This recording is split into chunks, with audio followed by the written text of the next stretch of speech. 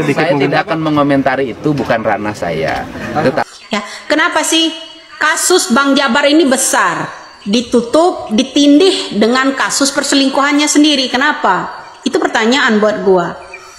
Ya, lo nggak mau dikasih saran? Saya sarankan buat Kepolisian Republik Indonesia, giliran sama Hasto sama Tom Lembong lo kejam. Kenapa sama Ridwan Kamil sama Lisa nggak kejam? Harus kejam dong. Ya, pertama saran saya, kepolisian tangkap itu yang namanya Lisa. Kalau dia mau maparkan itu, maparkan ini, paparkan di pengadilan, titik. Seperti Tom Lembong. Ya, itu baru benar itu. Ya, tangkap dulu Lisa, biar dia nggak cuap-cuap, bikin kisruh suasana ya tentang penanganan kasus korupsi yang namanya Jabar. Tangkap dulu, bungkam dulu dia, ambil HP-nya, periksa HP-nya. Apakah dia merekayasa dengan kerjasama? Ya kan, tentang rekaman-rekaman tersebut. Ya enggak? Nah, itu dianalisa. Penganalisa kita ada Roy Suryo, ada macam-macam ya penganalitik di negara ini. Ya kan banyak tah? Nah, kenapa diam semua itu semua? Kepolisian harusnya tangkap dulu Lisa. Sita HP-nya. Ya, sita tuh HP-nya, periksa. Dia bekerja sama siapa aja itu kan bisa tuh dilacak tuh. Ya, harapan saya penyidik jeblosin dulu tuh yang namanya Lisa, penjarain dulu.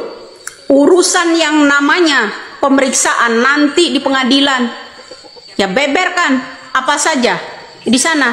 Biar KPK ini fokus menangani kasus yang namanya BJB terhadap Ridwan Kamil. Ya jangan ditindih-tindih dengan isu-isu perselingkuhannya itu sendiri. Berapa sih kalian dibayar? Untuk mengangkat isu-isu perselingkuhan ini berapa sih kalian dibayar? Kalau kamu mau angkat, ya mau angkat, kenapa baru bunting kemarin lo, baru lahir kemarin lo nggak tes DNA? Ada politisi kan, politisasi kan di kasus ini kan? Janganlah kasus yang namanya Jabar, Bang Jabar ini, korupsi Jabar, Bang Jabar ditindihin dengan kasus perselingkuhan. Ya udah pakai rekaman-rekaman itulah inilah ya udahlah, rakyat jangan dibodohi segitunya ya, rakyat itu jangan dibodoh-bodohi. Oke ya, ya harapan saya mudah-mudahan ya omongan saya ini jadi kenyataan ya. Kalau yang namanya kepolisian jeblosin yang namanya Lisa, besok suruh cuap-cuap di depan pengadilan seperti Tom Lembong dan yang namanya Hasto. Kenapa mesti begini menindih yang namanya kasus korupsi BJB? Tolol sekali kalau ada orang yang percaya, yang membela-bela ini, ikut menyebarkan begitu. Tolol kali kau. Ya, kalau saya nggak mungkin begitu. Nih, dibayar berapa sih orang-orang mengangkat kasus perselingkuhan itu agar isu itu tenggelam? Kasus korupsi Bang Jabar. Salam waras, salam logika, pakai akal sehat ya. Selamat malam semua. Kasus dugaan perselingkuhan Lisa Mariana dengan Ridwan Kamil ini semakin ramai di media sosial.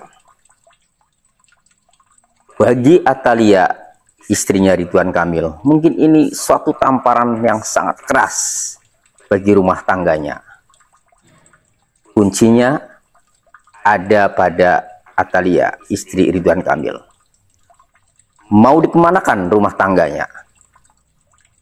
Kalau Atalia berpikir bahwa rumah tangganya sepertinya sudah tidak bisa dipertahankan lagi, maka keputusan yang paling tepat adalah melaporkan Lisa Mariana dengan suaminya Ridwan Kamil atas dugaan tindak pidana perzinahan sebagaimana diatur dalam pasal 284 KUHP. Ancaman hukumannya 9 bulan. Tidak masalah ancaman hukumannya 9 bulan. Yang penting bagaimana tindak pidana perzinahan itu bisa terbukti di pengadilan.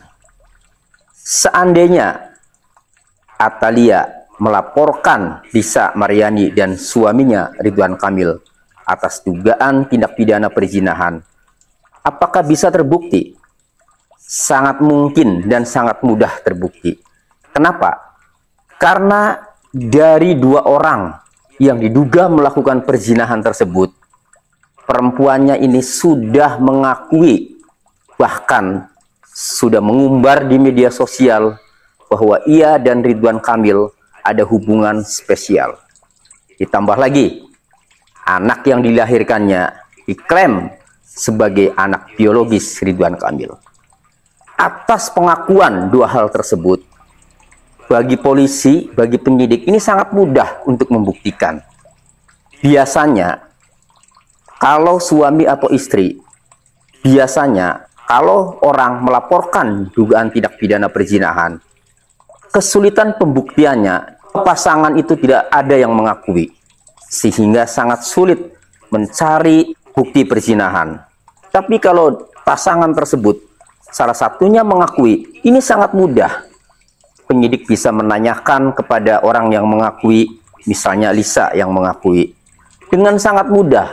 Pertama kali perzinahan dilakukan di mana, di hotel mana, lalu dicek, lalu di sana bisa disita spraynya, bisa disita celana dalamnya, bisa disita pakaiannya untuk bukti.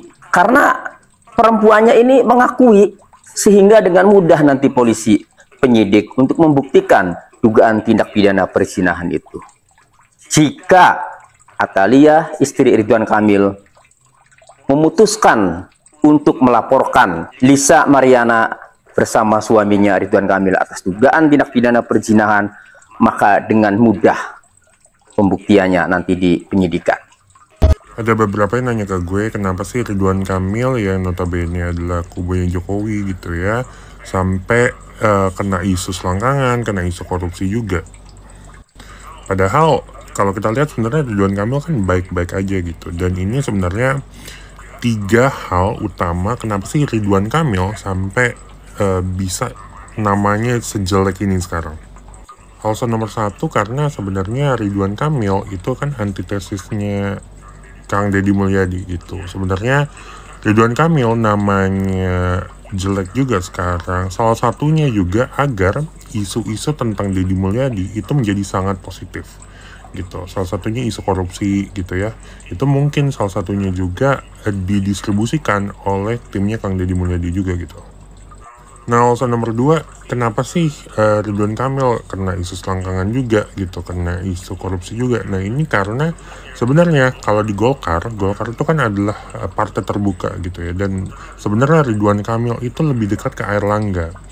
Dan pemimpin Golkar sekarang itu sebenarnya ingin menyingkirkan Airlangga juga. Jadi demi menyingkirkan Airlangga, orang-orangnya Airlangga di bawahnya salah satu Ridwan Kamil juga namanya harus jelek agar menyingkirkannya jadi lebih mudah. Nah, terakhir, kenapa nama Ridwan Kamil bisa sampai sejelek ini? Ini adalah faktor yang tidak langsung ya, tapi adanya pembiaran dari Prabowo terhadap serangan-serangan terhadap Ridwan Kamil ini juga menjadi salah satu faktor kenapa nama Ridwan Kamil sejelek ini dan bisa kena isu sebanyak ini dan namanya negatif banget. Jadi itu aja dari gue, karena gue udah lama gak buat video juga, dan semoga cukup menjelaskan kenapa nama Ridwan Kamil bisa sejelek ini, padahal kalau dilihat sangat baik terhadap Jokowi dan Prabowo. Pelakor itu, Ani-Ani, suka sengaja pengen istri sahnya tahu. Oh gitu? Biar porak-poranda, biar huru-hara. Terus nanti kalau misalnya cerai, itu yang dia mau. Kadang kan kita mesti pintar-pintar juga nih, Ani-Ani nih maunya apa nih Ani-Ani kalau misalnya itu terjadi sama diri kita ya gitu kan. Kalau misalnya emang tujuan utama dia pengen ketahuan, ngasih petunjuk, oh nih gue ada di kehidupan laki lo nih gitu kan. Jangan cerai sih, biarpun batin gitu. Ataupun kalau misalnya cerai, tunggu hancur dua-duanya. Sadis ya. Apa yang hancur? Dua-duanya laki sama si Ani-Ani itulah. Karena kalau enggak kita cerai, ya itu yang dia mau, nanti dia yang menduduki kursi maut istri sah dan seorang ratu. Betul. Ridwan Kamil mengaku siap melakukan tes DNA untuk membuktikan status anak dari selebgram Lisa Mariana. Bahkan, Ridwan Kamil memberikan 2 pilihan kepada Lisa Mariana untuk menjalankan tes DNA.